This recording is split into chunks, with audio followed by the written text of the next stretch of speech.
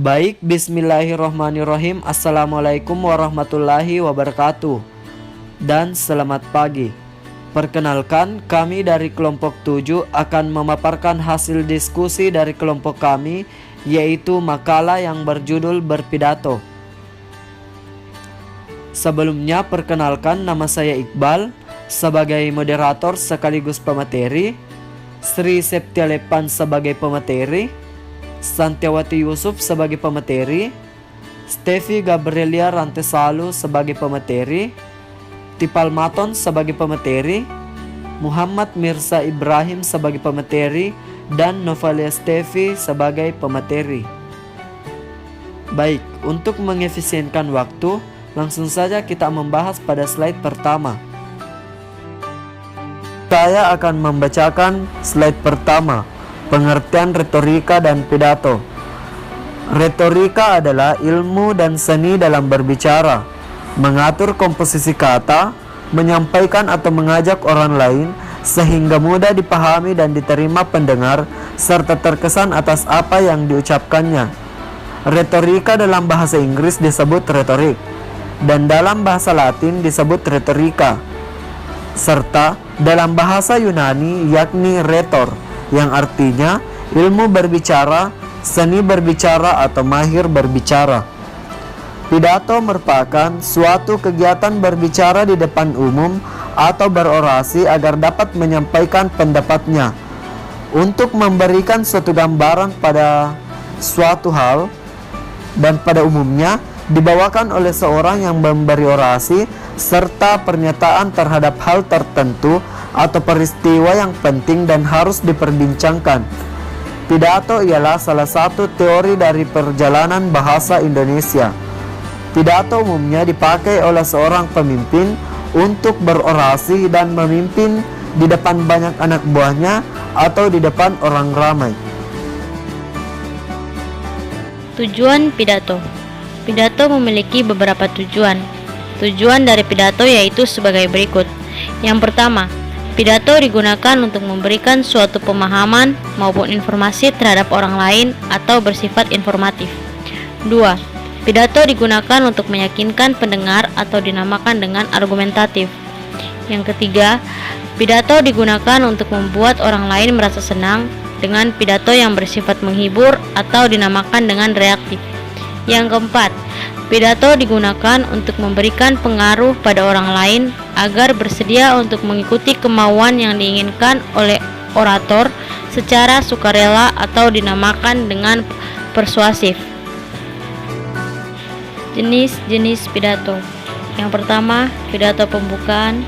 Yang kedua, pidato pengarahan. Yang ketiga, pidato sambutan. Yang keempat, pidato peresmian. Yang kelima, pidato laporan. Yang keenam, pidato pertanggungjawaban. Berdasarkan ada tidaknya persiapan yang dilakukan sebelum melakukan pidato, dibagi menjadi beberapa bagian. Bagian yang pertama, pidato impromptu serta merta adalah pidato yang dilakukan secara tiba-tiba, spontan, tanpa persiapan sebelumnya. Yang kedua, pidato manuskrip atau naskah adalah pidato yang dilakukan dengan cara membaca naskah pidato dari awal hingga akhir. Poin yang terakhir atau yang ketiga, pidato memoriter atau hafalan, yaitu pidato yang dituliskan dalam bentuk naskah kemudian dihafalkan kata demi kata. Berdasarkan tujuan pokok pidato yang disampaikan, pidato dapat dibedakan menjadi A. Pidato informatif. Pidato informatif adalah pidato yang tujuan utamanya untuk memberikan informasi agar pendengar mengerti akan sesuatu.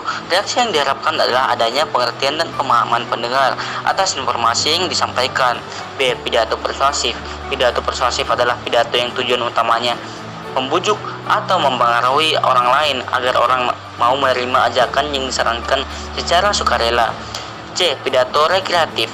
Pidato rekreatif adalah pidato yang tujuan utamanya adalah untuk menyenangkan atau menghibur orang lain. Reaksi yang diharapkan adalah terhiburnya pendengar sehingga muncul suatu kegembiraan. Kerangka susunan pidato. Kerangka susunan pidato terdiri dari pertama, pembukaan dengan salam pembuka, kedua, pendahuluan dengan sedikit penggambaran isi, ketiga, isi atau materi pidato secara sistematis, maksud, tujuan, sasaran, rencana, langkah, dan lain-lain.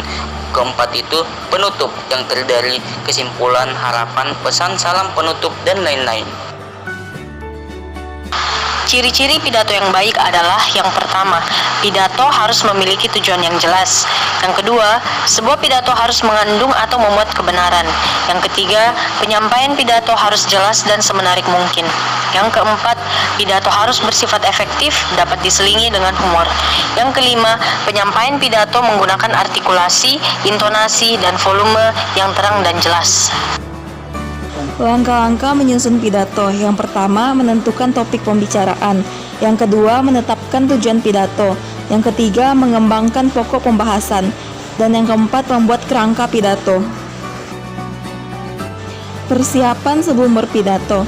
Sebelum menyampaikan pidato di depan umum, ada baiknya untuk melakukan persiapan berikut ini.